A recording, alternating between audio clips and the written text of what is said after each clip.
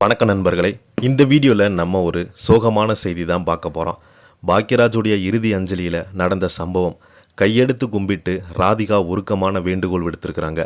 இணையதளத்தில் வைரலாகும் செய்தி. வாங்க என்ன தகவல்னு இந்த வீடியோவில் பார்க்கலாம்.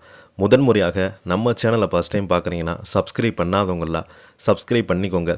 பெல் பட்டன் சிம்பல் அமைக்கி நம்ம சேனலோட நோட்டிஃபிகேஷனை எனபிள் பண்ணிக்கோங்க. நாங்கள் போடுற வீடியோ எல்லாமே உங்களுக்கு உடனுக்குடனே வந்து சேரும். வாங்க என்ன தகவல்னு இந்த வீடியோவில் விரிவாக பார்க்கலாம்.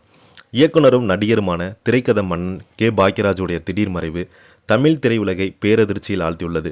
வழக்கம் போல காலை நடைபயிற்சி முடிந்து வீட்டிற்கு வந்த அவர் திடீரென நெஞ்சுவலி இருப்பதாக கூறியதை தொடர்ந்து மருத்துவமனைக்கு அழைத்து செல்லப்பட்டார். ஆனால் மருத்துவர்களுடைய சிகிச்சை பலனின்றி அவர் உயிரிழந்து போயிருக்கிறார். இந்த செய்தி வெளியானதிலிருந்தே அவருடைய இல்லத்தில் ரசிகர்கள், திரைப்பிரபலங்கள், அரசியல் கட்சி தலைவர்கள் என ஏராளமானோர் அஞ்சலி செலுத்தி வந்தாங்க. பாக்யராஜுடைய உடல் பொதுமக்கள் அஞ்சலிக்காக வைக்கப்பட்ட நிலையில் அங்கு ஒரு நடந்த சம்பவம் தற்போது சமூக வலைதளங்களில் பரபரப்பாக பேசப்பட்டு வருகிறது. பாக்யராஜ் உடலை கொண்டு வந்த ஆம்புலன்ஸ் மூலம் அவரது இல்லத்தை வந்தடைந்த போது வீடியோ எடுக்க முயன்ற ஆவலில் வாகனத்தை சுற்றி நின்றதாக கூறப்படுகிறது. அந்த நெரிசல் காரணமாக குடும்பத்தினரும் திரைப்பிரபலங்கள் கூட சரியாக இறங்க முடியாத சூழ்நிலை ஏற்பட்டது அங்கிருந்தவங்க தெரிவித்திருக்கிறாங்க. அந்த நேரத்தில் தான் நடிகை ராதிகா சரத்குமார் ஆம்புலன்ஸ் மூலம் இறங்குவதற்கு முன்பே கைகளை கூப்பி அனைவருமே உருக்கமாக வேண்டுகோள் வைத்தாங்க. உங்களை கையெடுத்து கும்பிட்றேன். சினிமா எங்கள் தொழில். உங்களுக்கு ட்ராமா வேணும், டிஆர்பி வேணும்னா நாங்கள் நடிச்சு கொடுக்குறோம். ஆனால் மனுஷங்களோட உயிர் வேற. தயவுசெய்து எங்களுக்கு கொஞ்சம் பிரைவேசி கொடுங்க என்று கூறிய வீடியோ இணையதளத்தில் வேகமாக பரவி வருகிறது. அவரது சூழல் தான் குரலிலிருந்து வேதனையும் முகத்தில் தெரிந்த சோகமும் பலருமே மனதை உறுதிக்குள்ளது.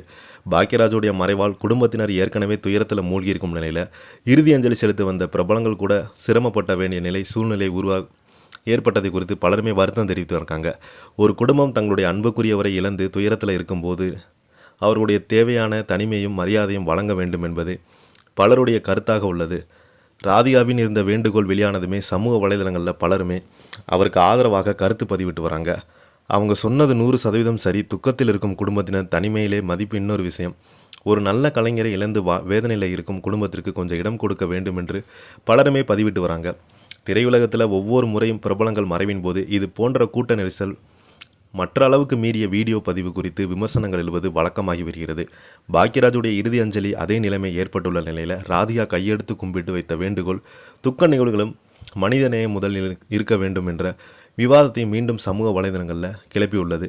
இந்த செய்தியை பற்றி நீங்கள் என்ன கீழே உள்ள கமெண்ட் பாக்ஸில் மறக்காமல் பதிவிடுங்க. இந்த வீடியோ பிடிச்சிருந்தால் லைக் பண்ணுங்கள், ஷேர் பண்ணுங்கள். நன்றி, வணக்கம்.